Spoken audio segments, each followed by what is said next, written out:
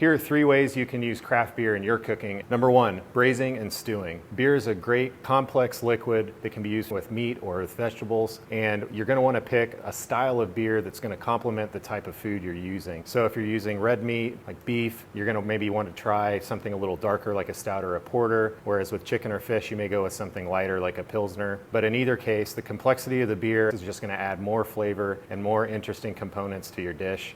Number 2 is deglazing. Oftentimes things like wine are used for deglazing, but beer can be a great way to deglaze a pan as well. Deglazing is what you do when you have those brown bits in the bottom of the pan, also called fond, and you can add a liquid, in this case beer, to pull those bits up and all that flavor and get it into a sauce or something that you add to your dish later on. You can even enhance this by adding things like butter or cream or other herbs to add to the complexity of flavor. Number 3 is in marinades or brines. Beer is a great way to soak a meat. The acidity that's naturally present in beer does a good job of breaking down meat and softening it, but at the same time, the complexity of the flavor that's naturally present in the beer can actually infuse into the meat that you're cooking with, giving it more complexity of flavor and just a more interesting dish in the final product. You're going to want to be mindful of the type of beer you're using here, especially if it's very bitter like an IPA. Sometimes that bitterness can overpower or compete with other flavors of your dish, so just think about what type of beer you're going to use and what you want your final dish to taste like.